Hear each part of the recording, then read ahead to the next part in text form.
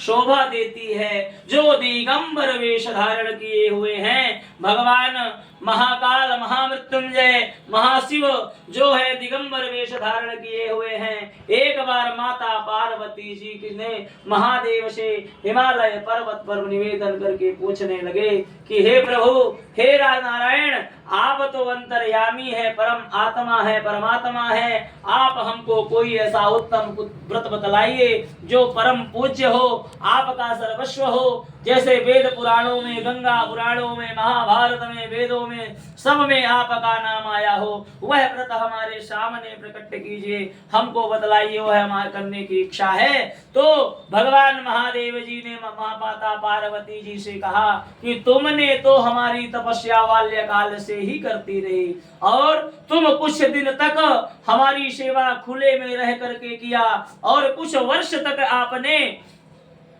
जल में रह करके तप किया और कुछ वर्ष तक वायु पत्ते खाकर आपने तप किया और कुछ समय तक आपने जो है अग्नि में रह करके तप किया और कुछ समय बेल पत्ता आदि खा करके आपने तप किया।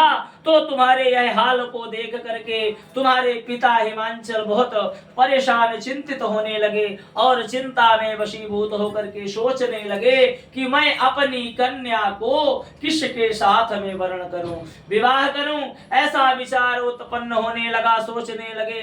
तो ब्रह्म योग से देवर्षि ब्रह्मर्षि पुत्र नारद वहां आए और उनको उत्तम आसन में बिठाया और कहा कि आपके लिए किस कार्य के लिए आगमन हुआ है, सो आप हमारे सामने प्रकट कीजिए। तब ऋषि राज नारद बोलने लगे कि हे गिरिराज, आप जो है अपनी कन्या को भगवान शिव को अर्पण कर, भगवान नारायण को अर्पण कर दीजिए, विष्णु को। और तो गिरिराज कहते हैं कि अगर ऐसा है तो मेरा अहो भाग्य है, तो ऐसा ही होगा।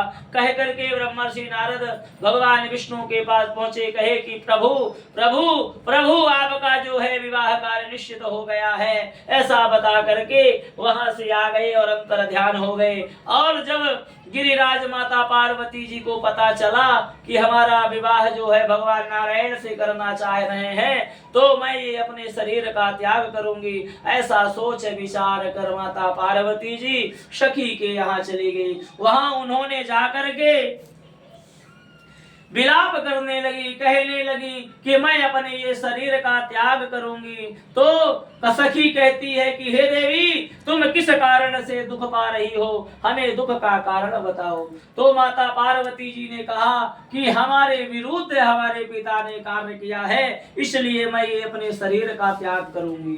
तो माता पार्वती जी सखी की बात को मान करके और घने जंगल में चली गई। वहां उन्होंने भाद्रपद शुक्ल पक्ष हस्त युक्त नक्षत्र तृतीया तीज के दिन को माता पार्वती जी ने भगवान शिव की बड़े भक्ति भाव से आराधना की, जिसके प्रभाव मात्र से भगवान नारायण शिव उनके पास आए, कहा कि हे देवी, तुम मुझसे वरदान मांगो, तुम्हारे हम पूजा पाठ कृत्य से खुश हूँ। तो माता पार्वती जी ने कहा कि आप तो सब जानते हैं, आप परमात्मा है, परम पूज्य हैं, आप सब जानते हैं कि आप जो चाहते हैं वो प्रकट हमको प्रदान कर दीजिए, बस यही हमको चाहिए। तो भगवान शंकर तथास्तु कहे और वहां से कैलाश पर्वत को अंतर ध्यान हो गए। ऐसा जान करके अब तुम्हारे पिता हिमांचल तुमको ढूंढते ढूंढते परेशान हो गए और चिंतित हो करके मूर्छित हो जमीन पर गिर पड़े। फिर मूर्छा खुला तो बहुत शोक प्रकट करने लगे। तो सब गांवों के दौड़े आए और पूछने लगे कि हमको चिंता का कारण बताओ, कि हमें चिंता का क्या कारण है। तब हिमांचल कहने लगे कि मैं जो है, मेरी कन्या मेरी को छोड़कर चली गई, ना जाने वह कहां चली गई, कोई सिंह व्याघ्र खा लिया, मार डाला, अनेक प्रकार के सोच सोच करके कांपने लगे।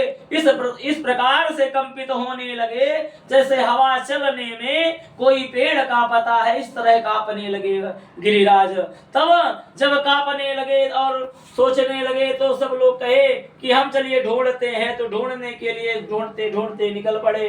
अब जब माता पार्वती जी वह बालू का शिवलिंग दूसरे दिन विसर्जन करने के लिए लाए, तो वहां पर जाकर के तुमको गिरिराज पाए और जाकर के हृदय से लगाए और कहे कि बेटी तुम इस सिंह व्याघ्र आदि घने जंगल में क्यों चली आई हो। तो माता पार्वती जी ने पिताजी से कहा कि हे पिताजी, आपने हमारे विरुद्ध कार्य करना चाहते थे, इसलिए मैं इस घने जंगल में चली आई हूँ। ऐसा सोच विचार कर गिरिराज कहते हैं कि आपके विरुद्ध कोई भी कार्य नहीं किया जाएगा। फिर माता पार्वती जी का विवाह जो है भगवान भूत भावन भोलेनाथ से कराया गया, जिसके करने से समस्त पाप कष्ट दुख दूर होता है। और जो इस व्रत को बड़े भक्ति भाव श्रद्धा से पूजन करती हैं, धूप दीप नैवेद्य आदि लेपन करती हैं, गंध अक्षत पुष्प से पूजन करती हैं, नैवेद्य चढ़ाती हैं, सार नारंगी साड़ियां लगाकर रेशमी वस्त्र रख करके, तो सब मन वांछित इच्छा को भूत भावन पूर्ण कर देते हैं और हमारे घर में सुख समृद्धि आदान प्रदान कर देते हैं। और पार्वती जैसे पति को स्त्रियां